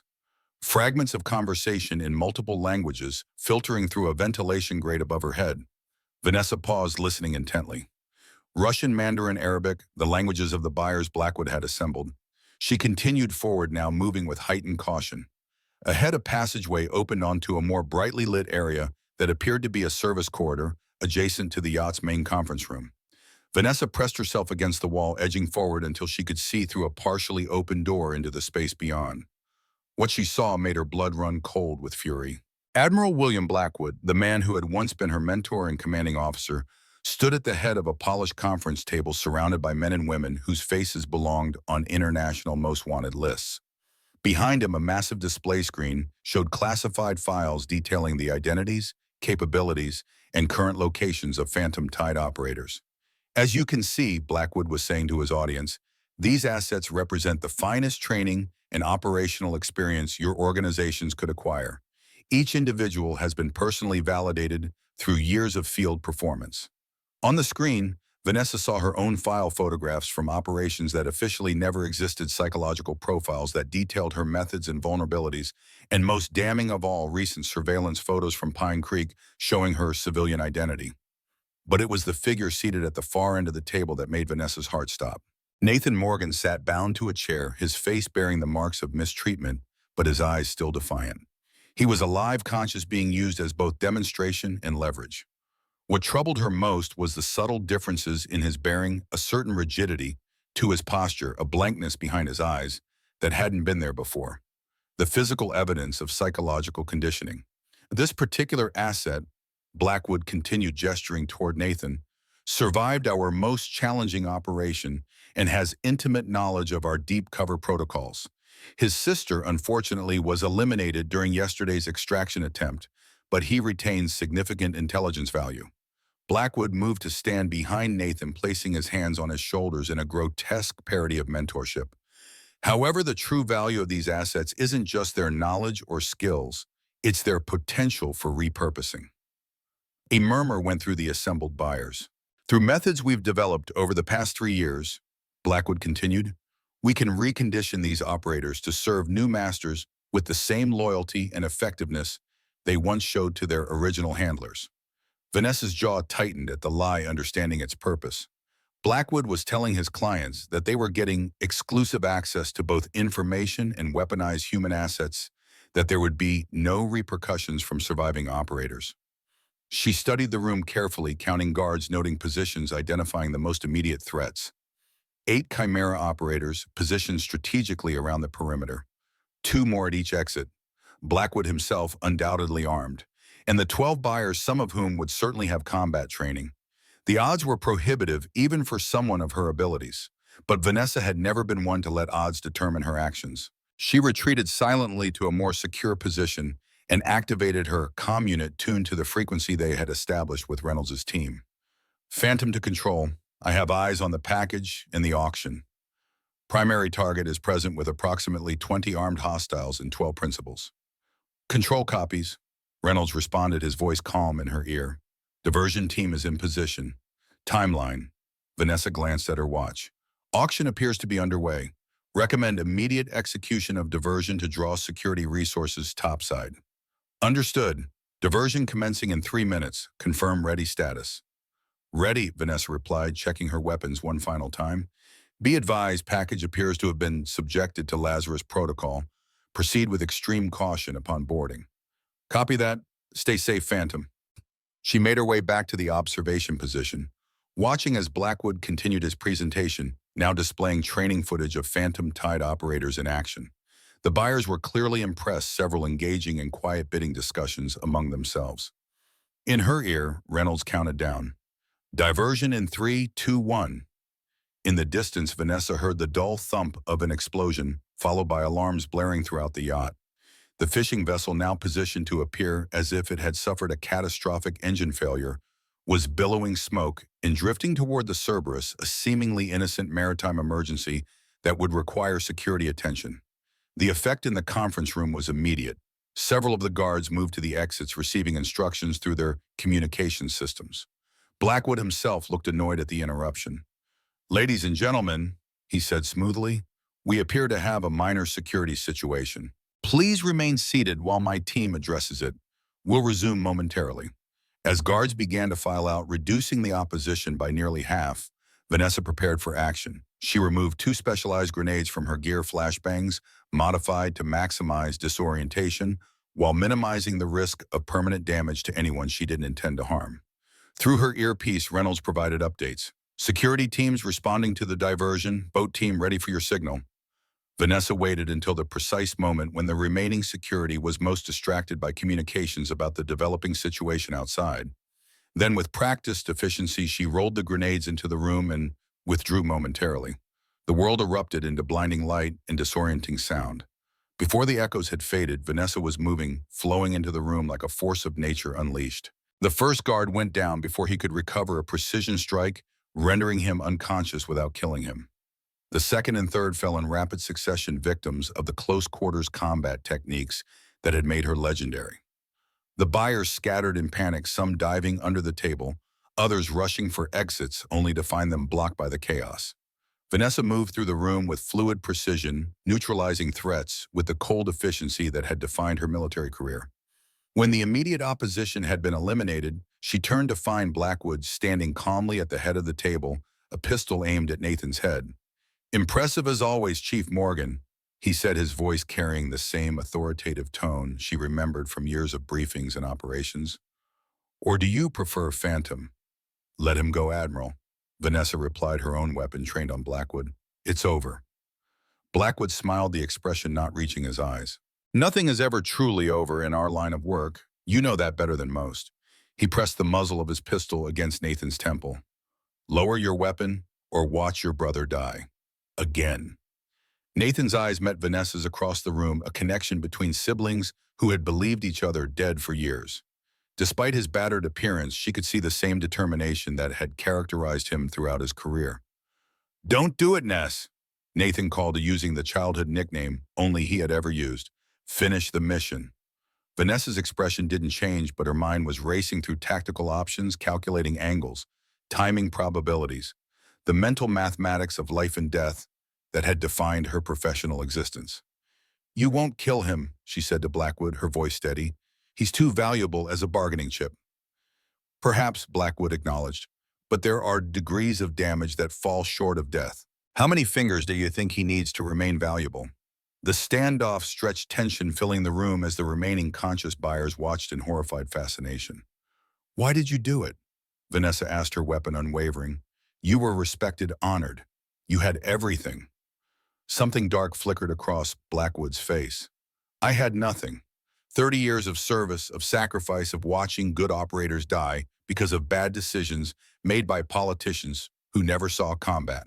And my reward, Oka, a handshake of metal and a place on the sidelines while a new generation of bureaucrats continued the same failed policies. So you decided to sell out your country, your people. I decided to take control, Blackwood corrected. The intelligence I'm selling is just the beginning. Chimera is building a force capable of operations that government oversight would never allow, the kind of decisive action that actually solves problems instead of perpetuating them for political advantage. And Michael, Vanessa asked deliberately using his son's name, what would he think of what you've become? Rage flashed across Blackwood's face. Don't you dare speak his name. You don't know what they did to him. I know enough, Vanessa replied. I know he discovered corruption in the command structure. I know he was going to expose it. I know they arranged his death during Mogadishu to silence him. Blackwood's composure cracked, slightly surprise evident in his expression. How could you possibly? Reynolds told me everything, Vanessa said. Michael was a good man, Admiral, a good operator. He wouldn't want this. He wouldn't want his father betraying everything he died trying to protect. For a moment, something like doubt crossed Blackwood's face. Then his expression hardened once more. It's too late for sentiment, Chief. The world changed, and I changed with it. As he spoke, Vanessa noticed a subtle shift in his stance, the almost imperceptible weight transfer that preceded action. She had seen it thousands of times during training exercises under his command. You taught me better than that, sir, she said deliberately using his rank. The momentary confusion this caused, the split second of uncertainty as he processed the unexpected respect, was all she needed. Vanessa moved with the preternatural speed that had made her legendary, her body flowing like water around the expected path of Blackwood's bullet. Even as she evaded her own weapon, discharged the round striking Blackwood's shoulder with surgical precision, enough to disrupt his aim without being immediately fatal. The Admiral staggered back his shot, going wide as Vanessa closed the distance between them. What followed was a brutal demonstration of close-quarters combat between two masters of the craft. Blackwood might have been older, but he had been one of the finest operators of his generation, and he fought with the desperate fury of a man who knew defeat meant the end of everything. For a moment, they were evenly matched, a deadly dance of strikes, blocks, and counters executed with perfect technique. But Vanessa had youth and recent combat experience on her side. Gradually, she gained the advantage, forcing Blackwood back step by step until he was pinned against the display screen, showing the very intelligence he had intended to sell. Just as she was about to deliver the final strike, Blackwood smiled, a chilling expression that triggered her instincts too late. Sierra Blake is dead, he said clearly. Behind her, Vanessa heard a sound that froze her blood, the metallic click of restraints being released. She turned just in time to see Nathan rise from his chair, his expression now completely blank, eyes vacant of recognition, body moving with the mechanical precision of a programmed weapon. Nathan, she said, backing away from Blackwood while keeping both men in her field of vision. Nathan, it's me. It's Ness. There was no recognition in his eyes. The Lazarus Protocol had been activated. Her brother, one of the most lethal operators ever produced by naval special warfare, was now a weapon aimed directly at her. Kill her, Blackwood ordered simply, and Nathan moved. His attack was unlike anything Vanessa had ever faced, not because the techniques were unfamiliar, but because they were identical to her own. They had trained together, developed the same skills, even created their own variations on standard combat methods. Nathan knew every move she might make, just as she knew his. The first exchange was lightning fast, a blur of strikes and counters that would have been invisible to an untrained observer.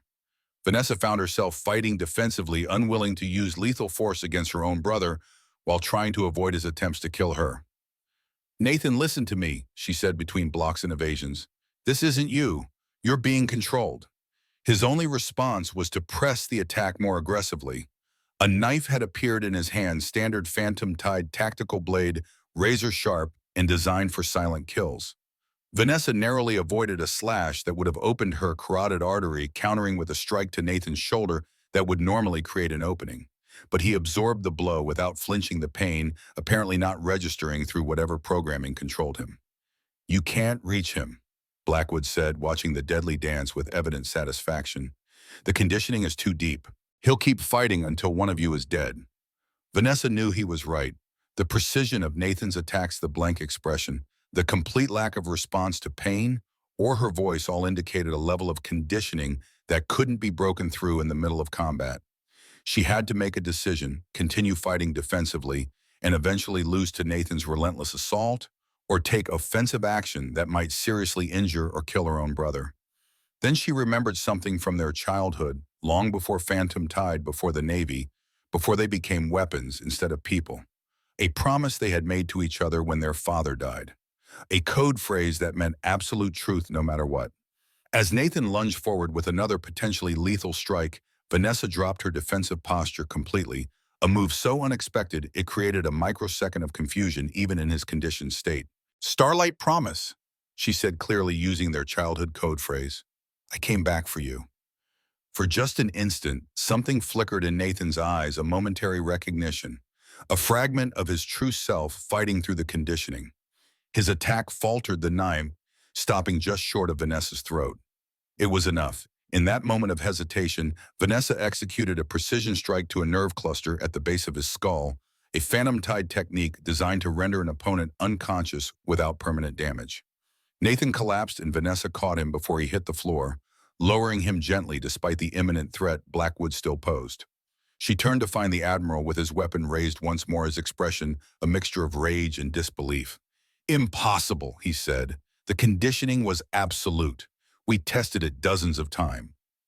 "You forgot something important about Phantom Tide operators," Vanessa replied, rising to face him. "We're trained to overcome conditioning. It's part of the program. You taught us that." Blackwood's finger tightened on the trigger. "It doesn't matter. None of this matters. Chimera is bigger than me now. The structure is in place. The operators recruited, the missions planned. Cutting off the head won't kill the beast." "We'll see about that," Vanessa said, and then she moved. The final exchange was brief but decisive. Despite his age and injury, Blackwood was still lethal, a lifetime of combat experience concentrated into a few critical seconds. But Vanessa was operating at a level even he had never achieved, her movements, a perfect synthesis of training instinct and absolute commitment. When it was over, Admiral William Blackwood lay on the deck of his floating fortress, disarmed and restrained, the architect of Phantom Tide finally undone by his own creation. "It's over, Admiral," Vanessa said, securing his weapon and applying restraints to his wrists. "Phantom Tide completes its missions. You taught us that." With Blackwood subdued, Vanessa moved quickly back to Nathan, checking his vital signs. He was alive, his breathing steady, but the psychological damage remained an unknown quantity. Would he wake as himself or as the weapon Blackwood had created? She activated her comm unit. "Phantom to control. Primary target secured. Package recovered but compromised. Lazarus protocol was initiated. Request immediate extraction and medical support." "Copy that, Phantom," Reynolds replied. "Approaching your position now. ETA 3 minutes." As she waited for extraction, Vanessa began gathering the intelligence files and equipment that constituted the auction materials. The buyers, though still conscious, were zip-tied and left for later retrieval by proper authorities. Through the yacht's window, she could see the fishing vessel approaching, no longer disguised as a distressed craft, but moving with clear purpose. The extraction team would be boarding soon. Blackwood laughed bitterly from his position on the floor. "You think you've won something today? You've just traded one master for another. The system you're fighting to protect is as corrupt as anything I've built." Vanessa looked at him, this man who had once been her mentor, her commanding officer, a person she had respected above all others. "Maybe, but I know the difference between imperfect and evil. What you've done, selling out your people, torturing your own operators, turning Nathan into a weapon that's evil, Admiral. And I'll fight that every time, even if it destroys you." Blackwood asked, his voice carrying a strange note of what might have been concern. "Even if it takes everything from you just like it took from me." "That's the difference between us," Vanessa replied simply. "I never forgot what we're fighting for." The conversation was interrupted by the arrival of Garrett and his team entering the conference room with tactical precision securing the area and the subdued buyers. "Status," Garrett asked, approaching Vanessa. "Primary target secured. Intelligence package intact. Civilians contained." She nodded toward Nathan's unconscious form. "My brother needs immediate medical evacuation. Psychological conditioning, unknown extent.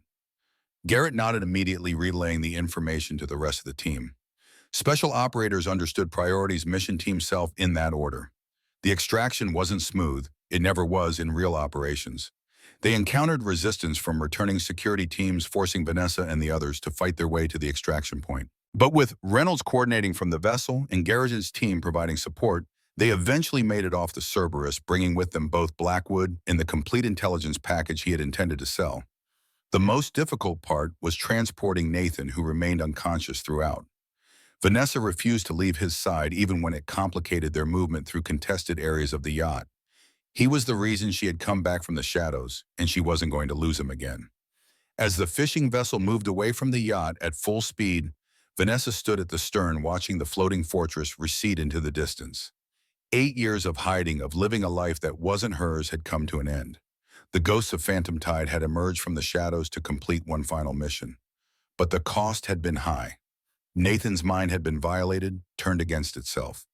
The conditioning might be temporary, or it might have caused permanent damage.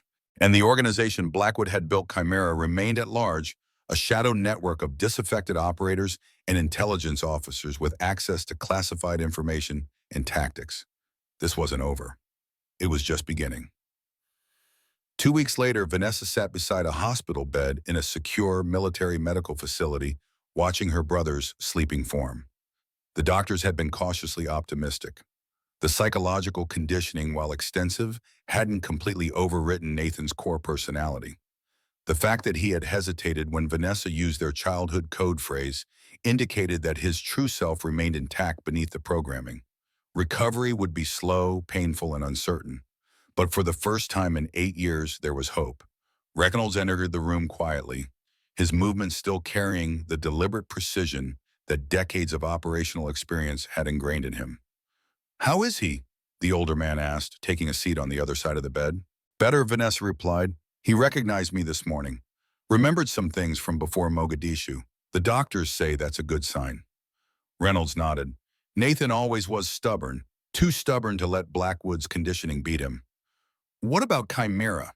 Vanessa asked, the operational part of her mind never fully at rest. "We're making progress. The intelligence you recovered from the yacht has been invaluable.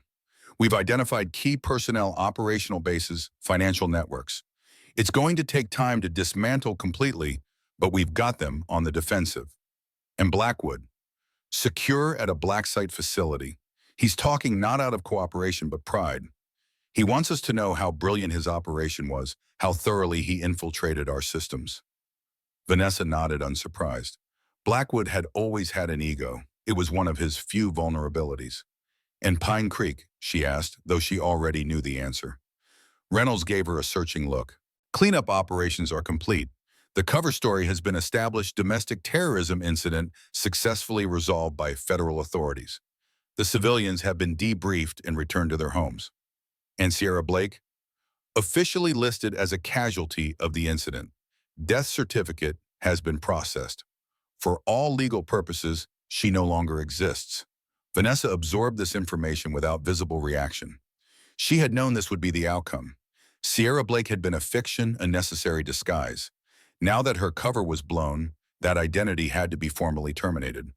"They'll be wondering what happened to her," she said quietly, thinking of Barbara Nakamura, of Sheriff Delgado, the people who had been part of her daily life for 8 years. They deserve some kind of closure. "What did you have in mind?" Reynolds asked. "I want to go back," Vanessa said, the decision crystallizing as she spoke. "Not as Sierra Blake, as myself. To explain, to thank them, to say goodbye properly." Reynolds considered this. "It's irregular, but given the circumstances, I could arrange it. Brief visit supervised after Nathan's condition stabilizes." "Thank you," Vanessa said simply. They sat in companionable silence for several minutes, watching Nathan sleep, two warriors who had seen too much, lost too much, but somehow survived. "What will you do now?" Reynolds asked eventually. "After Nathan recovers, after Chimera is dismantled, will you go back to operational status?" Vanessa considered the question, feeling the weight of possibilities opening before her. "I don't know. Part of me wants to. It's what I was trained for, what I'm good at." She looked at her brother's sleeping face. "But part of me wants something else. Something more than just the next mission, the next target.